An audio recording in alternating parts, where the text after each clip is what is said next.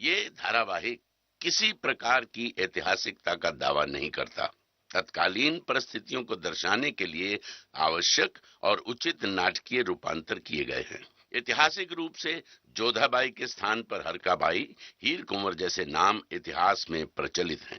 ये धारावाहिक किसी भी सामाजिक परंपरा और पारिवारिक संबंधों का ऐतिहासिक दावा नहीं करता है।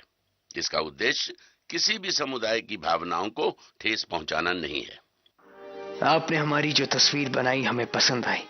शुक्रिया। इसीलिए आपसे एक और तस्वीर बनवाना चाहते हैं। फरमाइए हुजूर, बयां करें वो चेहरा।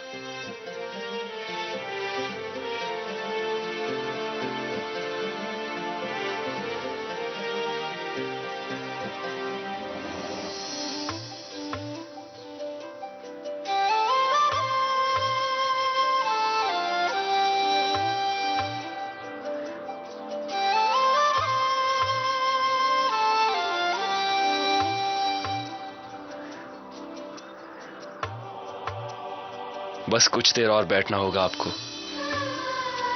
जिन खूबसूरत आंखों से यह दुनिया शुरू होती है, उन्हीं आंखों से हमने ये चित्र शुरू किया है। हिरनी जैसी आंखें हैं उसकी, चौकन्नी, चंचल, घने सुनहरे लंबे बाल, फीके हुए,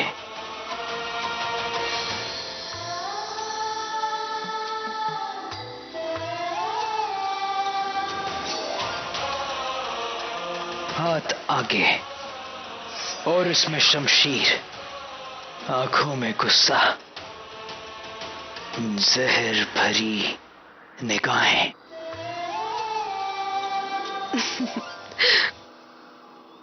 भाई साहब को सही मौका मिला है। कहने को तो अपनी कला दिखा रहे हैं, लेकिन इसमें भी इनकी कलाकारी ही छिपी है। मतलब साफ है, भाभी सा सामने है। मौका मिलते ही तस्वीर उतार लेंगे उनकी, और फिर दिन रात देखकर उसे खुश होंगे। लीजिए, बन गई आपकी तस्वीर। भाई साहब, पहले हमें दिखाइए ना तस्वीर। नहीं, ये जोधा की तस्वीर है, इसलिए इसे देखने का पहला अधिकार भी जोधा का है। आइए जोधा।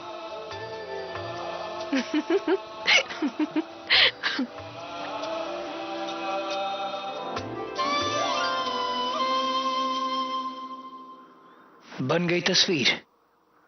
जी शहंशाह, लेकिन ये तो राजकुमारी जोधा की तस्वीर है।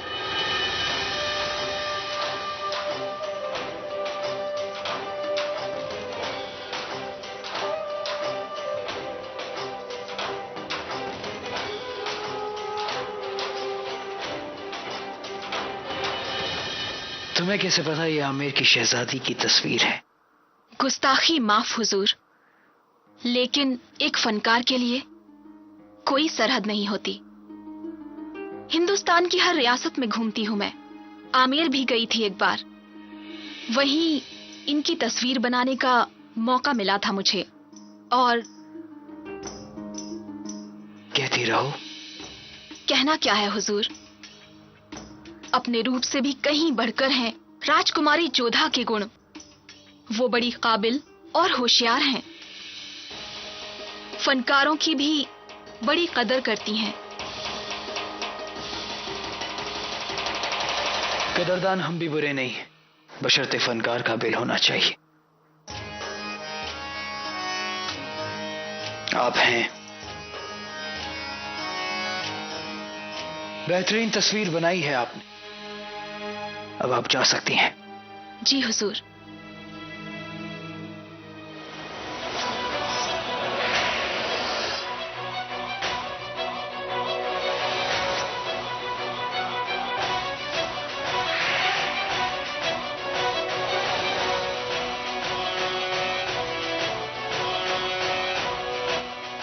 एक मशाल का बंदोबस्त करो अब्दुल।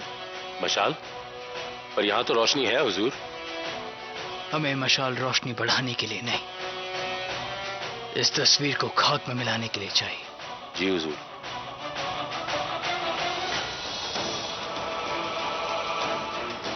गुस्ताखी माफ हुजूर।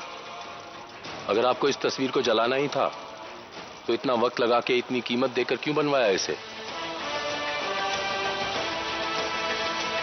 कुछ चीजों को बनवाया ही इसलिए जाता है अब्दुल, ताकि उन्हें खाक करने का लुत्फ उठाया जा सके।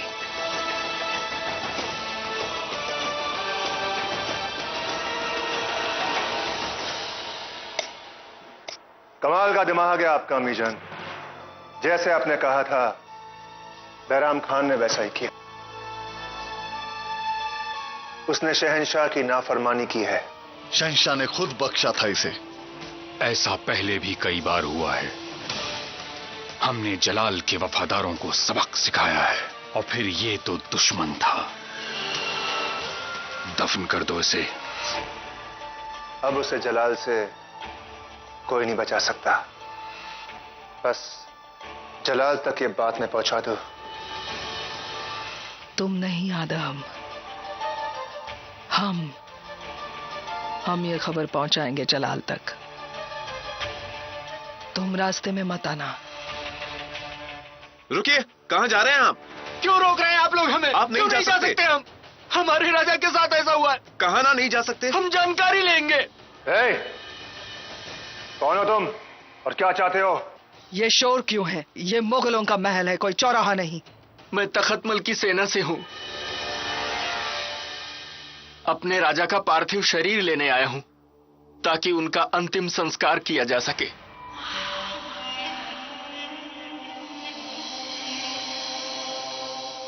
देखिए, यहाँ पे किसी को भी फैसला लेने का हक नहीं है। आपको शहंशाह से रजामंदी लेनी चाहिए।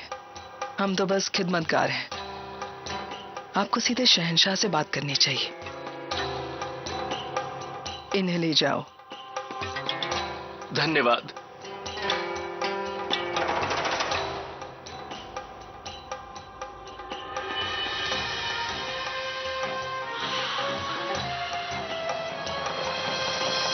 सम्राट, आपके बख्श देने के बाद भी तख्तमल जी का कत्ल कर दिया गया। यह कैसा अनर्थ किया आपने?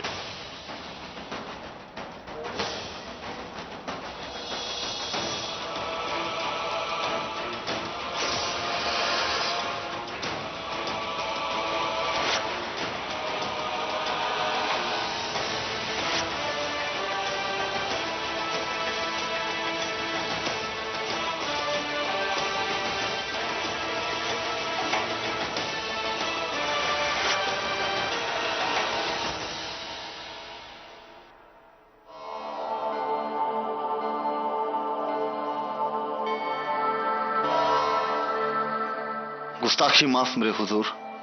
शहंशाह को शायद मालूम हो गया है कि आपने राजा तख्तमल का कत्ल किया है। हम जानते हैं।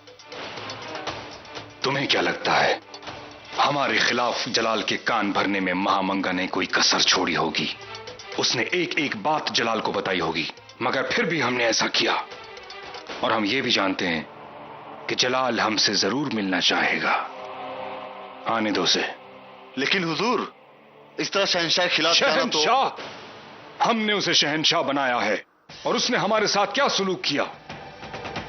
भरे दरबार में सबके सामने उसने हमारा सर झुका दिया। क्या जलाल का कद अब इतना बड़ा हो गया है? ऐसा नहीं है मेरे आका। वो तो आपको अपने वालिद जैसे इज्जत देते हैं। गलत, बिल्कुल गलत।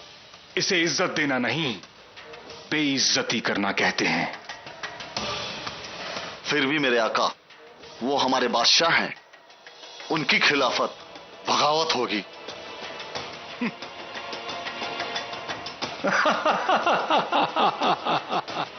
अगर ऐसा है तो समझ लो कि हम बागी हो गए हैं। आदाबर्ज़ हुजूर। सल्तनत के सभी वजीरों और सिपह सालारों को दीवान खास में फौरन तलब किया गया है। किसने तलब किया है?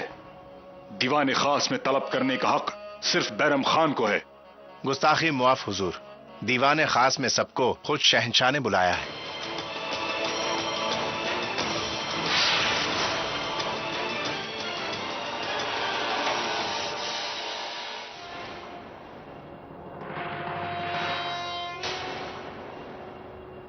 जो हुआ उस बात का हमें बेहद अफसोस है। ऐसा हरगिज नहीं होना चाहिए था।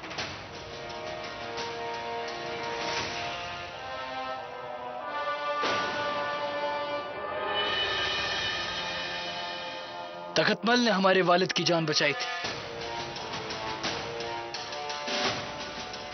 जलाल, दीवाने खास में बुलाना जरूरी नहीं समझा आपने हमको? हुक्म है हमारा कि उनके लूटे हुए खजाने को भी वापस लौटा दिया जाए। तखतमल का खजाना लूटने का हुक्म हमारा था। उनके वारिस को मंसूबदारी भी दी जाएगी। इस बात की जिम्मेदारी हम आपको सौंपते हैं। आप हमें इस तरह नजरअंदाज नहीं कर सकते जलाल।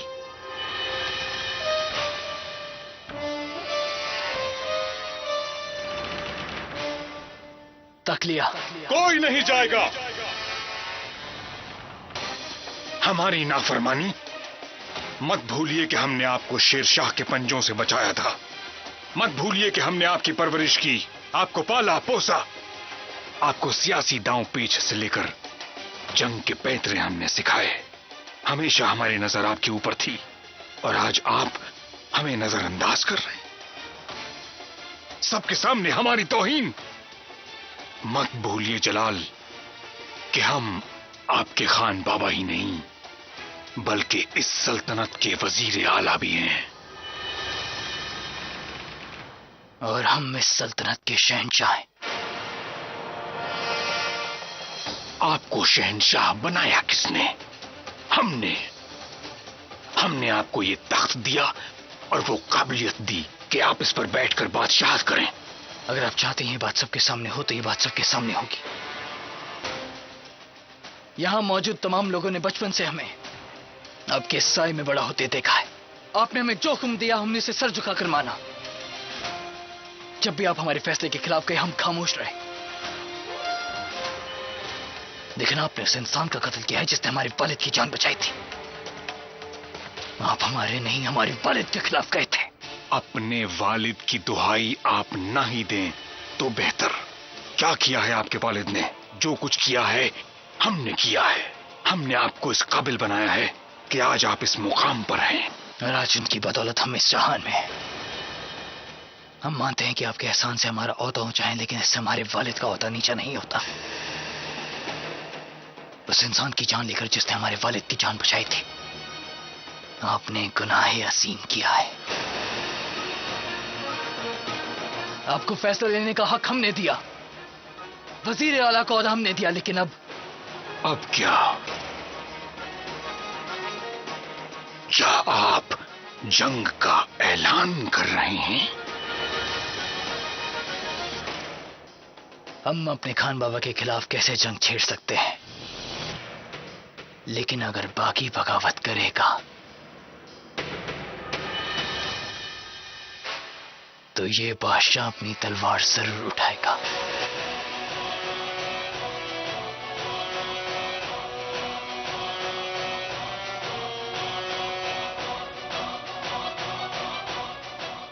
बाबा,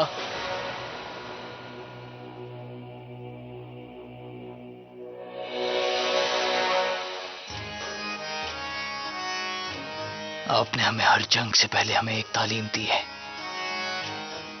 कि जंग जैसी भी हो, जिससे भी हो, हमें हर हाल में जीतना है। आपकी ये तालीम हम कभी नहीं भूले हैं और ना ही भूलेंगे।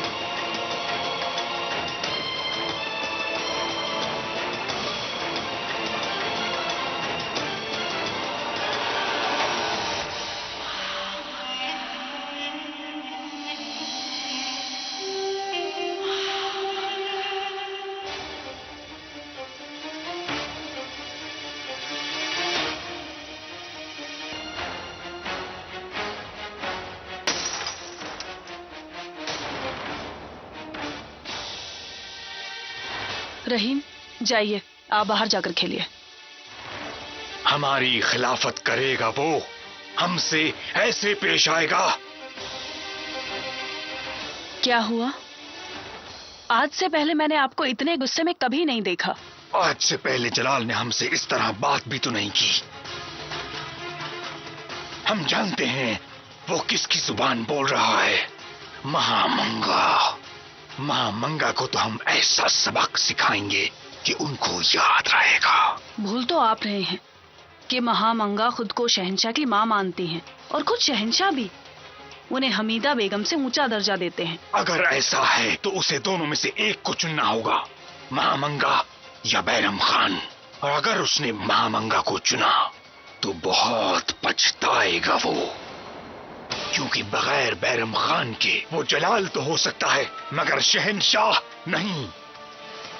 मुसीबतों के सूरत से उसको बचाने वाले दरख्त हम, हिंदुस्तान फतह करके उसके कदमों में डालने वाले सरपरस्त हम। बैरम खान के बगैर वो कुछ भी नहीं। जलाल पर इतना गुस्सा? आपने तो जलाल को हमेशा अपनी औलाद माना है ना? उसने हमें वो इज्जत कहां दी जो एक वालिद को मिलनी चाहिए थी। उसने बेइज्जती की हमारी। और वो ये बात कैसे भूल गया कि हम मुगलिया सल्तनत के वफादार हैं, किसी सुल्तान के नहीं। हमने उसे सिखाया था कि सियासत के मैदान में एक छोटी सी गलती की सजा बड़ी होती है। उसने हमारे साथ ऐसा करके बहुत बड़ी गलती की है, बहुत बड़ी गलती की है। या परवरदिगार, रहम कर, मेरे शौहर को सलामत रखना।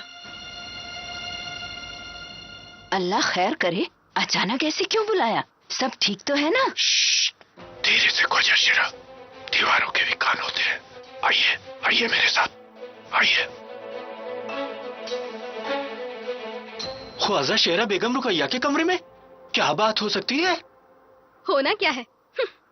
लगता है रुकैया बेगम इस बार वाकई में मां बनने वाली हैं। अरे सब फिजूल है। इसके पहले 4 बार बुला लाई है उसे, पर आज तक कोई खुशखबरी सुनने को नहीं मिली है। शहंशाह के पास तो वक्त ही नहीं है उनके लिए, तो कहां से आएगा वारिस? बेचारी रुकैया बेगम। खुदा करे इस बार तो उन्हें कोई अच्छी खुशखबरी सुनने को मिले। इस बार भी कोई अच्छी खबर नहीं दी आपने ख्वाजा शेरा। हमें उम्मीद थी कि आप जरूर हमें इस बार अच्छी खबर सुनाएंगे, लेकिन इस बार भी आपने कुछ नहीं कहा। मैं आपको कभी भी खुशखबरी ना दे सकी, लेकिन जनान खाने में ये खुशखबरी आ चुकी है। मतलब? फरीदा को तो जानती है ना, जो इसी जनान खाने में रहती है। फरीदा, वो लंबे बालों वाली? हाँ वही, जिसे वजीर आला जंग में जीत कर लाए थे और बादशाह सलामत को पेशे नजर किया था। वो उम्मीद से है। किस्मत देखिए, बांदी बन करके आई थी और सल्तनत के पहले शहजादे को जन्म देगी। खुदा का शुक्र है, आखिरकार शहंशाह को वारिस तो मिलेगा। ख्वाजा शेरा, ये मलिका के आराम का वक्त है। मुझे लगता है आपको जाना चाहिए। होशियार, कितने महीने से है? इससे क्या फर्क पड़ता है मलिका? वो बेगम एक खास तो है नहीं, है तो बांदी ना। हम उनसे पूछ रहे हैं, कितने महीने से है फरीदा? 3 महीने से है बेगम साहिबा। वल्लाह, ज़ै नसीब, खुश कर दिया आपने हमें। आपको इसका इनाम जरूर मिलेगा। शुक्रिया। माफ कीजिए मलिका, मुझे लगा आप इस खबर से नाराज होंगी, पर आपके चेहरे पर यह मुस्कुराहट। वजह जानोगे तो तुम भी मुस्कुराओगे होशियार। जलाल पिछले 3 महीने से फरीदा के कमरे में गए ही नहीं। अच्छा, आपको यकीन है? हमें जलाल की हर बात और हर रात का हिसाब है होशियार। तब तो ये वाकई कमाल की बात है। हाँ, कमाल की तो बात है, पर अब ये पता लगाना है कि ये कमाल है किसका।